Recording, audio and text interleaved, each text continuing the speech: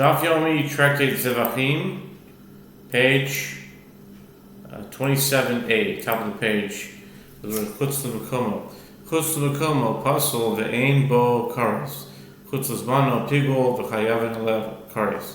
To burn or eat the offering, or sprinkle its blood outside its designated area, the offering is disqualified, and there is no liability for karet, which means being cut off, for burning or partaking of it. But if he had intent to perform one of those actions beyond its designated time, then it is rendered pigul, and one is liable to receive karet for burning or partaking of it. Lemachar pasul chazer v'chishe ben chutz zmano ben chutz v'komo pasul b'moikores. If he had intent to sprinkle the blood improperly the next day, beyond the permitted time, then the offering is disqualified.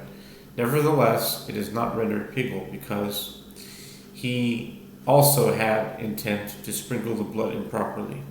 Therefore, if he subsequently had intent to sacrifice the offering or consume its meat, whether beyond its designated time or outside its designated area, it is disqualified, and there is no liability for karet for burning or partaking of it, because an offering can be rendered pigul only if it would have otherwise been fit. The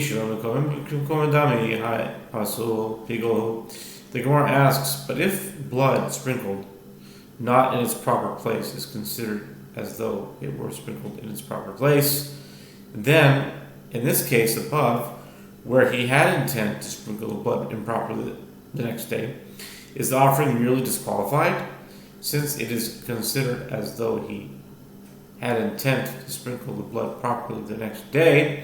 Shouldn't the offering be rendered pigul? Amar Mazutra Zrika Disharya Basar Vachila Maisia Lidei Pigul Zrika Shelo Sharya Basar Vachila Lo Maisi Lidei Pigul. Mazutra said, intent with regard to sprinkling that permits the meat for consumption can cause the offering to become pigul. Intent with regard to sprinkling that does not render the meat permitted for consumption does not cause it to become pigul. Even Shmuel concedes that although the owner achieves atonement, if the blood is sprinkled in an improper place, the meat may not be consumed. Accordingly, this offering is not rendered pigul. Amar le Ravashi leMarzutra minalach ha dichtiv im heachol yeachol mi basar zevach shlamav pigul yeh mi shepigulo garam lo yatsa ze she'en pigulo garam lo ela isur davar acher garam lo. Ravashi said to Marzutra, from where do we derive this? Marzutra replied, I derive it from a verse as it is written,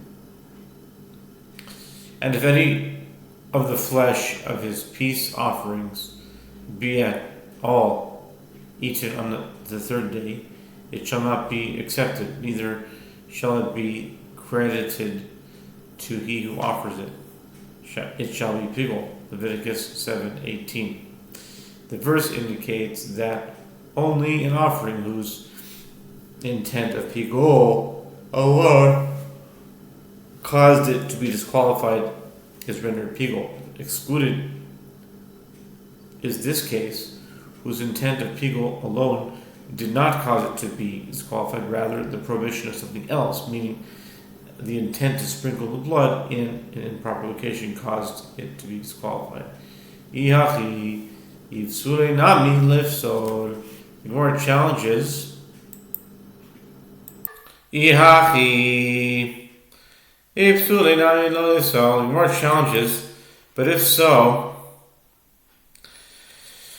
if blood applied not in its proper place is considered as though it were applied in its proper place, and the intent to sprinkle the blood the next day does not render the offering pigul, then it should not even be disqualified due to such an intention. Why then does the Brisa rule that it is disqualified?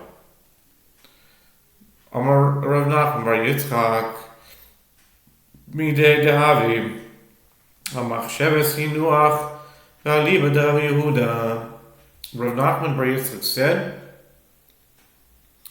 in general, intent to perform the rites of an offering beyond its designated time disqualifies the offering, even when it does not render a pigul, just as is the case with regard to the intent to leave portions of the offering for the next day, as taught in a Mishnah in the next chapter 35b.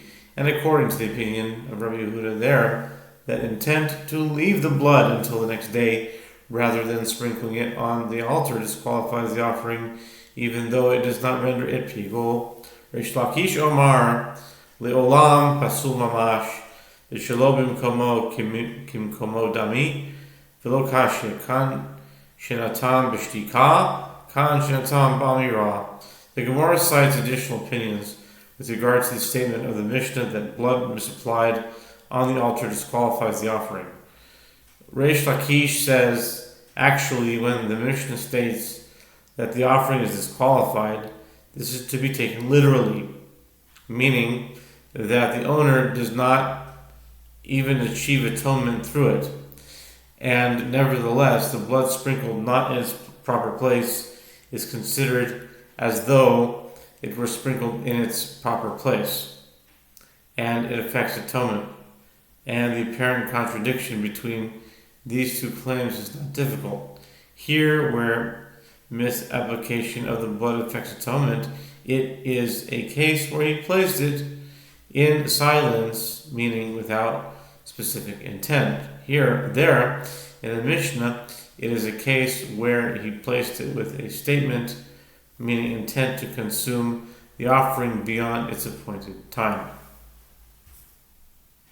Tanan Kishev Litenes Hanitanin Nimate Mala Lemala Lemate Ad Midei Lahavia Machshevet Yinuach V'aliba Daf Yehuda. Since Reish Lakish agrees with the statement of Shmuel that blood applied not in its proper place is considered as though it were applied in its proper place, the Gemara poses the same difficulties to the statement of Reish Lakish as posed above to Shmuel.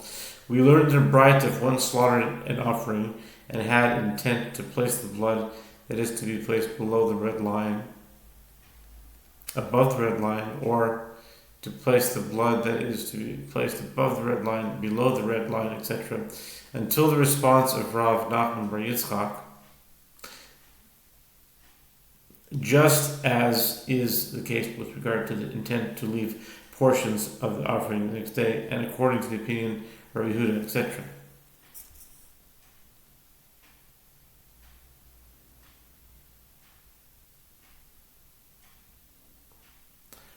Rabbi Yochanan Amar, Idei v'idei shenas m'shtika b'shalom v'kom alav v'kom alavi v'adig dam anefesh ha v'leka dam anefesh. Rabbi Yochanan says, both here and there, meaning the Mishnah here, as well as the Mishnah in the next chapter in 32a, it is a case where you place the blood in silence, and the Mishnah here rules that the offering is completely disqualified because blood applied not in its proper place is not considered as though it were applied in its proper place. And that Mishnah in the text, in the next chapter, which states that the blood may be collected and sprinkled again, is referring to a case where there is blood of the soul left in the animal to sprinkle again, while this Mishnah is referring to a case where there is no blood of the soul left. means like blood when it's still alive. Tanan Pasul in Mokares, Bishman Leshtakish Hana Tani, Diktani Pasul by Kares. The Gemara challenges. We learned in the Mishnah that if the blood was misapplied on the altar, the offering is disqualified, but there is no liability for karet for one who partakes of the meat. Granted, according to Reish Lakish, one who explains that the Mishnah is referring to one who expresses intent to sacrifice or consume the offering beyond its designated time. This is the reason that the Talmud teaches. Disqualified, but there is no liability for karet for burning or partaking of it. So stress that although one sprinkled the blood with intent of pigul, since the sprinkling was performed improperly, his intent does not render the offering pigul, and one who partakes of it is not liable to receive karet. El Rabbi Yochanan, but according to Rabbi Yochanan, my emo kares kasha. But according to Rabbi Yochanan, who explains that the Mishnah is referring to a case where the blood was sprinkled with no specific intent, of what necessity is the clause, there is no liability for karet, for burning or partaking of it, since the offering is disqualified because the blood was placed not in its proper place, and there was no intent of pigul. Why would one think that there should be liability for karet? The Gemara responds, indeed, this clause is difficult for Yochanan. It's interesting that whenever there's a question on someone like this, you don't see teku. It's always like kasha. If it's on someone, it's a kasha. There's no answer. It's on this person, it's a kasha. Okay, anyway. Bila Shmuel my ein bo kares. Hachi kamar im nasam yachshav basol ein bo kares. The Gemara asks, and according to Shmuel, of what necessity is the clause there is no liability for karet for burning or partaking of it. The Gemara responds, this is what the Mishnah is saying. If one placed the blood improperly with intent that would otherwise render the offering pigul, the offering is disqualified, but there is no liability for karet for burning or partaking of it, because such a sprinkling would not permit the meat for consumption. Rabbi Yochanan shelo bimkom alav kimkom adami lehevi ki nishbach min hakli al hanitzba beya'as fenu.